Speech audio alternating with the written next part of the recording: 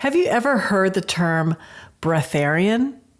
These are people currently living on Earth who believe that they do not need to eat food to survive. And the practice of breatharianism goes beyond a simple intermittent fasting routine. They believe that one can thrive while in earthly bodies by simply breathing air and staring at the sun. So where would such an idea even originate from? It's been ingrained in us that we need to eat at least 3 meals per day. Could a form of breatharianism be successfully practiced by an entire population of people? It's just that these people, although they may look like we do, live on a completely different planet. Let me introduce you to an ET race of sun worshippers that nourish themselves solely through sunlight. This group is highly mysterious and rarely allows any outsiders even a glimpse into their world. So I've been very fortunate to have been invited to visit there and interacted with some of the beings who inhabit this realm. So let's take a deep dive with the Procyons.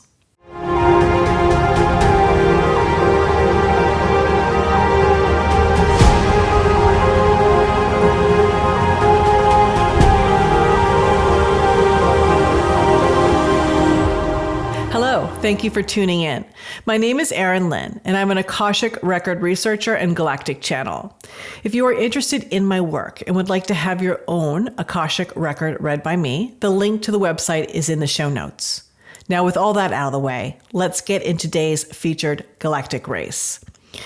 Today's video is a bit of a departure for the series. I'm going to feature an already known alien race. However, very little is known about them because they are mysterious and closed off to outsiders. They are an isolationist planet called Procyon. They come from the brightest star in the Canis Minor or Lesser Dog constellation, with the Bayer designation of Alpha Canis Minoris. The name Procyon comes from the ancient Greek, which means before the dog, due to its close location that precedes the dog star known as Sirius.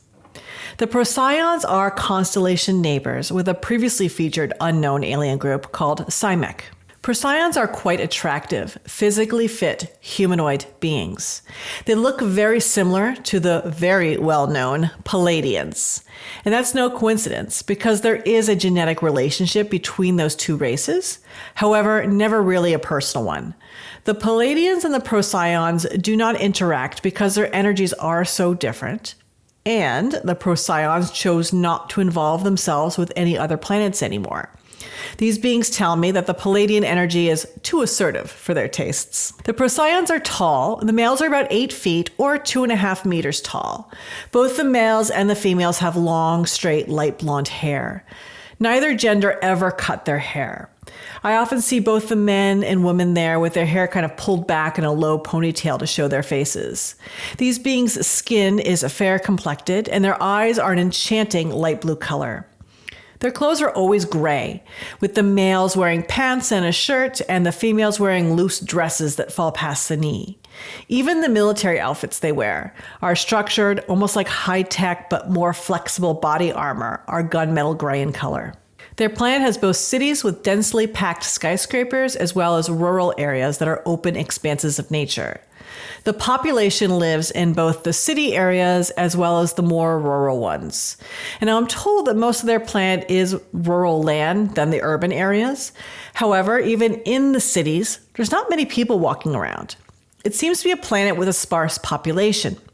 Their nature looks like our nature, with green grass, beaches, lakes, and sparkling streams. Some Procyons also ride horses, as we do. And the Procyons are a race of sun worshippers. They all absorb vital nutrients directly from the sun, and as a planetary race, do not eat food or drink water. The beings who live there view the sun as the total sustainer of life. The sun's rays are not absorbed through the skin, but only their eyes. So these beings are genetically predisposed to existing in this way, as their bodies are not designed to process energy like ours. Procyons, even with their beautiful light blue eyes, can stare directly into the sun uninterrupted for long periods of time without any damage. Procyons are not blind or visually impaired. To the contrary, their eyesight is quite sharp. Most surprisingly about this planet of sun worshippers is that their world is not sunny. In fact, their sky is cloudy and overcast much of the time. And I would say the sun is hiding about 97% of the day, and the weather is quite gloomy there. This overcast cloudiness is a daily occurrence, with the sun showing itself 3 times per day. At very specific times of the morning, midday, and evening, the clouds will give way for a few minutes and their glorious sunshine comes through. Their sun is blindingly white and sparkly, and it seems to change shape while in the sky. And the sky behind the sun is crystal clear blue and is beautiful. When this happens on their world, it feels like heaven or source is kind of revealing itself. All Procyons stop what they're doing in that moment to kneel and stare into the sun. It's like an open-eyed meditation practice done in tandem worldwide. This is both a spiritual practice and how they nourish their bodies to sustain life. Now, it's kind of very reminiscent of how those who practice the Islamic faith, where the Muslims must kneel and pray 5 times per day at very specific times, always facing Mecca, regardless of where they are in the world. The Muslims, however, bow down when kneeling, with their foreheads often touching the ground while in a prayer meditation, where the Procyons meditate looking skyward while kneeling. I did mention how enchanting the Procyon eyes are normally, but as they're staring into the sun during these dedicated worship times, their eyes lighten even further. They glow, change color, and sparkle as if they're taking in the sunlight through their eyes. A Procyon being is not forced to stare at the sun, as they do have free will, although it's not recommended to miss too many meditations. It is these brief ceremonial glimpses of the sun that keeps their very bodies alive.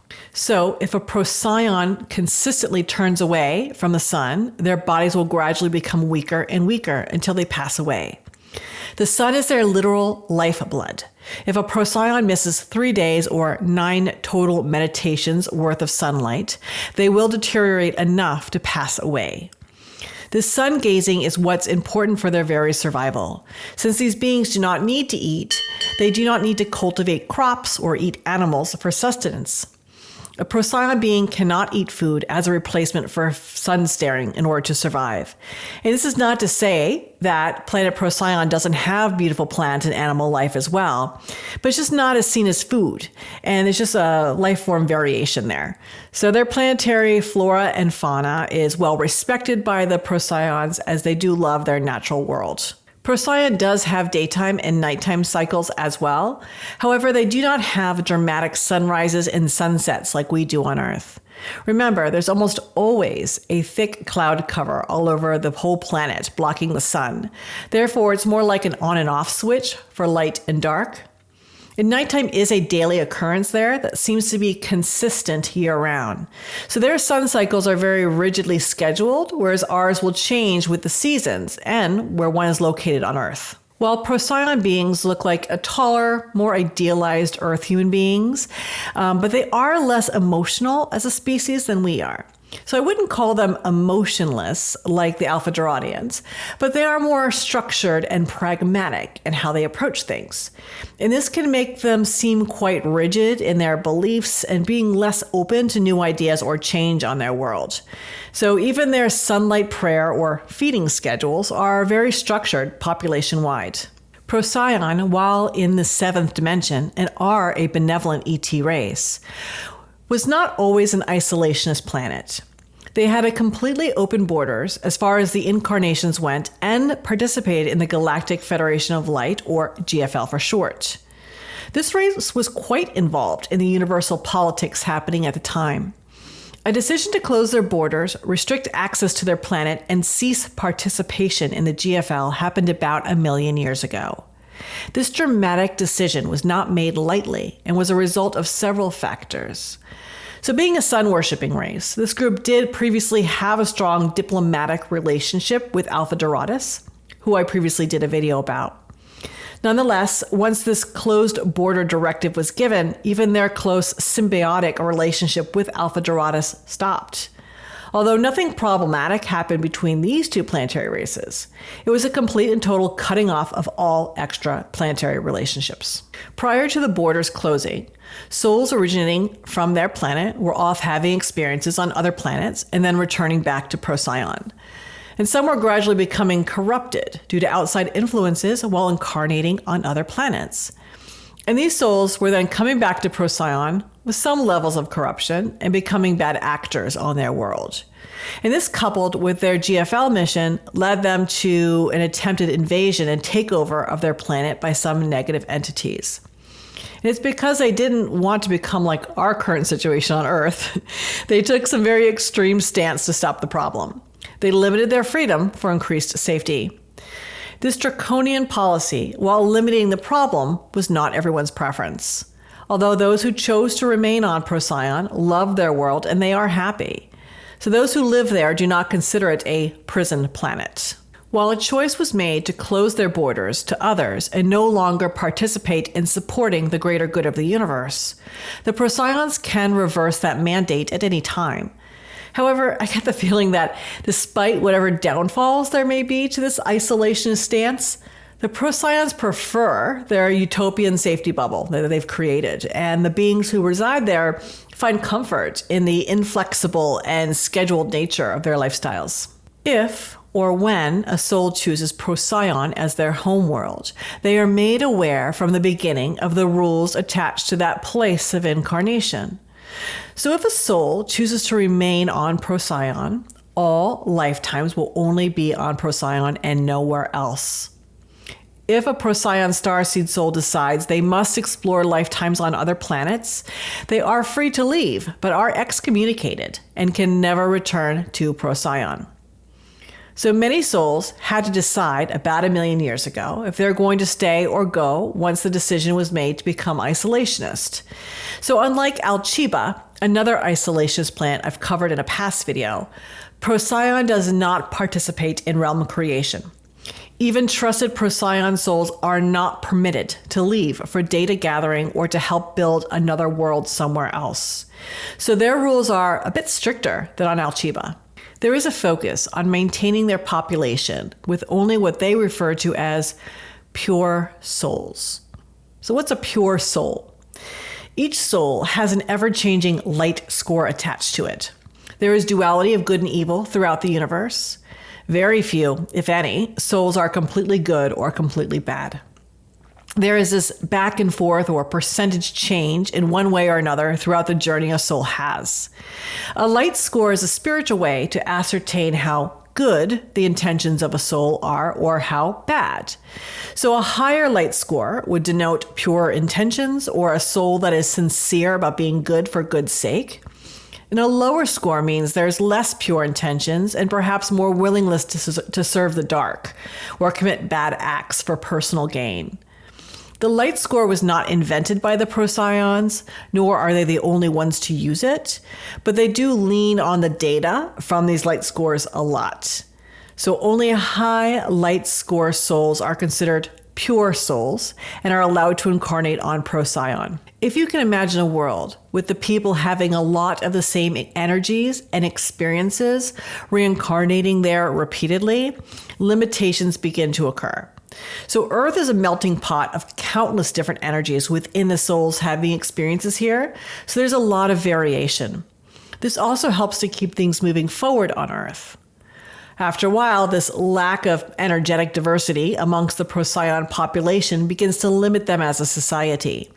Therefore, they had to allow some other diverse souls in so that they could progress. And this is where the focus on high light scoring or pure souls comes in.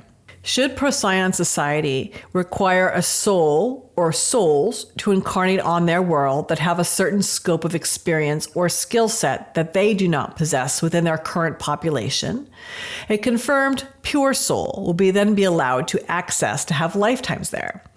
And it's my understanding that there is an interest for many outsiders to experience Procyon because of how mysterious and closed off it is. So it's a huge honor for a non-Procyon soul to be considered pure enough to be invited in for a period. However, these non-Procyon souls are a distinct minority in their population, with only 9% being non-locals and the other 91% being originators at any given time. So you can see that they heavily limit the amount of outside confirmed pure souls in. So this illustrates how serious the Procyons are about keeping the riffraff out. So please keep in mind, these non-local souls are incarnated into Procyon being bodies. So they all look the same regardless of their individual soul origins. This focus on soul purity is not limited to outsider souls only. Even those original Procyons who are in any kind of position of authority or tasked with realm protection must wear this hexagon-shaped technology over the soul location on the outside of their clothes. For the record, the soul is located inside the body, just above the heart chakra. And this technology, when placed externally over the soul's location on the body, gives a light score of the individual at any given moment. I suppose the moment that their light score dips down or to what they consider dangerous levels, they are then removed from service. So the Procyons are very, very serious about this. No other beings currently in non-Procyon bodies have access to their planet. I was invited to speak with a representative through astral travel, so only my light body was permitted to visit. So you can imagine how much they trusted me with relaying this information, with how cautious they are. And I very much appreciate this opportunity to get to know them better and to serve as a liaison for the Procyons to those on Earth. This begs the question, could those on Earth who practice breatharianism be Procyon starseeds who have decided to leave their homeworld for good? The short answer is maybe. Well, I've read for clients who are Procyon starseeds who say they do not have the need to consume much food and generally live in sunnier climates. Not all Procyon starseeds feel this way. Just because one may have had their soul origins in one location, they are still in Earth human bodies, and we need to eat and drink something to survive. While I do think intermittent fasting may have some good health benefits, but I'm not a doctor and this is not medical advice. The Earth body is just designed to need some food and water. I have not read for every breatharian out there, so if you are one, please reach out and we will see if you are in fact a Procyon starseed. These beings do embrace technology. They use it responsively and don't let it overtake their lives. So it appears as the technology they use is helpful to them, but many still live a very natural life. And Procyon is one of the most balanced realms I've met thus far in terms of how they implement technological advances within nature and living real life. So I see the Procyon beings walking around mostly to get to point A to point B in their world. Although some were riding what look like scooters that fly in the air about a few feet off the ground. And I saw them riding these scooters mostly in the city areas. And amongst the clouds in the sky, I did see several large airships that look like UFOs flying at much higher altitudes, but still within their own airspace. And these ships are constantly policing or protecting their planet from aerial attack. So this is a constant occurrence and a typical thing to observe while visiting Procyon. I hope you enjoyed learning about the mysterious Procyons. What do you think about this isolationist alien race? Do you think your soul would be considered pure enough to incarnate there? Is anyone out there watching a breatharian?